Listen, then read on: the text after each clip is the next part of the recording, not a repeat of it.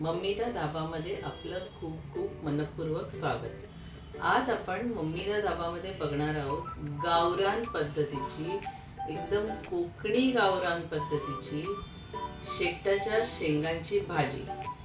ह्याच्यापूर्वी ना कधी कोणी केली असेल ना बनवली असेल। तुम्हाला कधीही कुठलाही हा फर्स्ट टाइम व्हिडिओ या भाजीचा, अशा पद्धतीच्या भाजीचा मी टाकत आहे, तर आपण जरूर बघा।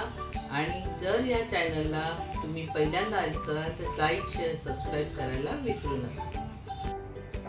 हे बघा, अशी मस्त गावरान पद्धतीची भाजी आपण आज बनवणार आहोत। त्याच्यासाठी मी घेतल्या शेंगा, जेवढ्या शेंगा घेतल्यात सालं काढून वगैरे कापून घेतल्यात तेवढाच कांदा घेतलाय।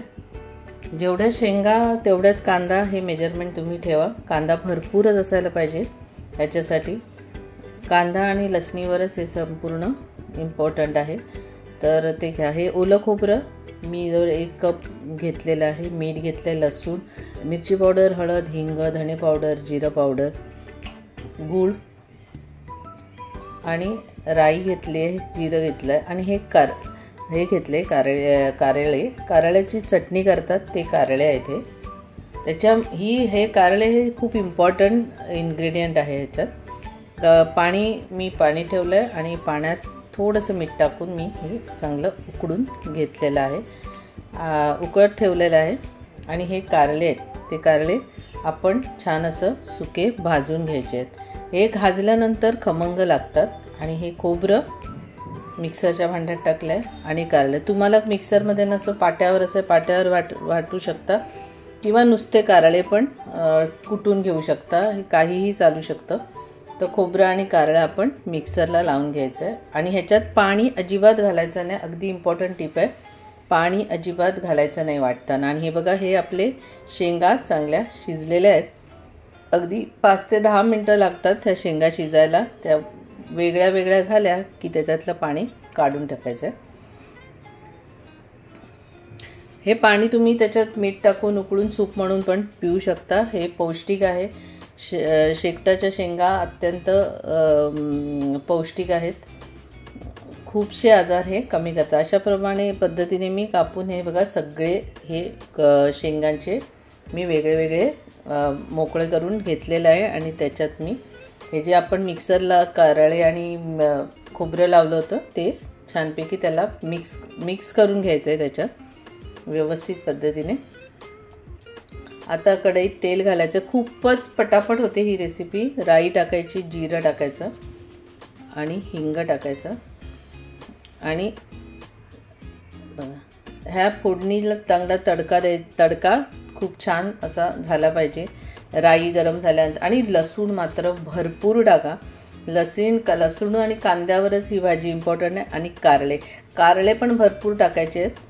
जवळजवळ मी एवढ्या ह्याला 2 ते 3 चमचे कारळे घेतलेले आहेत। हे बघा, हे कांदा टाकायचा, लसूण चांगली परतून झाल्यानंतर कांदा टाकायचा। मी थोडं मीठ टाकलं, म्हणजे मीठ टाकल्याने कांदा नरम होतो। एक लक्षात ठेवा, थोडंसं आपण जेव्हा हे गरम उकळून घेतले होते शेंगा तेव्हाही मीठ टाकलं, त्या लक्षात ठेवून आता मीठ टाका।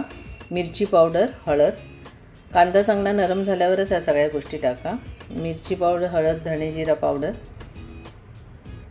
पावडर, जिरा पावडर। ह्याच्यात खूप जास्त मसाले नाही, खूप जास्त त्रास नाही, पण ही ना भाजी अशी चपातीशिवाय नुसती पण तुम्ही खाऊ शकता, इतकी सुंदर लागते। आणि ही भाजी तुम्ही ना कधी बघितली असेल ना कधी केली असेल तर तुम्ही ही भाजी नक्की करून बघा। ही यूट्यूबवर मी ही भाजी ही पहिल्यांदाच आहे, अशी भाजी अजून कोणीही केलेली नाही। तर हे संपूर्ण आपण जे मिक्सरला हे मिक्स केलेलं आहे वाटण ते, आणि थोडासा गूळ नक्की टाका, कारण शेंगा तुम्हाला गूळ आवडत नसेल साखर टाकली तरी चालेल, पण शेंगा थोड्याशा तुरट कडवट असतात, तर त्याची टेस्ट बॅलन्स करण्यासाठी आपण नक्की हा गूळ टाकायचा आहे। आणि हे बघा, हा गूळ टाकल्यानंतर हे छान परतून घ्यायचं। आपल्या मॅक्झिमम जिन्नस शिजलेलेच आहेत, शेंगा शिजलेल्या आहेत वगैरे, तर फक्त 2-3 ते 4 मिनटं हे वाफेवर मी ठेवलं आणि ही कोथिंबीर. माझा व्हिडिओ मी खूप जास्त असं वेळ ठेवून दाखवत नाही. माझे व्हिडिओ खूप शॉर्ट असतात, लोकांना खूप मोठे लांब लांब बघायला कंटाळा येतो म्हणून. हा बघा भाजी आपली तयार झाली आहे. अशी नुसती पण खायला छान लागते, चपातीबरोबर पण छान लागते, अगदी वरण भात, डाळ भात आणि ही भाजी खाल्ली तरी छान लागते. मी तर नुसतीच खाते. ही कोथिंबीर पण मीठावरती टाकली होती आणि आता ही पण थोडीशी गार्निशिंगला टाकली. तर ही भाजी तुम्ही नक्की करून बघा आणि ह्या चॅनलवर पहिल्यांदा असाल तर लाईक, शेअर, सबस्क्राईब जरूर करा आणि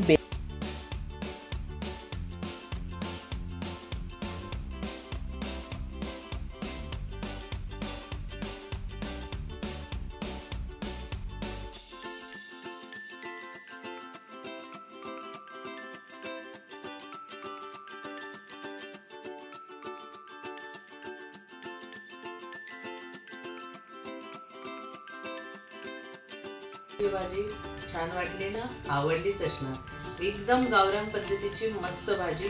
तुम्ही पण करून बघा, तुमच्या घरात पण सगळ्यांना आवडेल. पहिल्यांदाच तुम्ही कराल आणि सगळ्यांना आवडेल याची मी गॅरंटी देते. तर थँक्यू.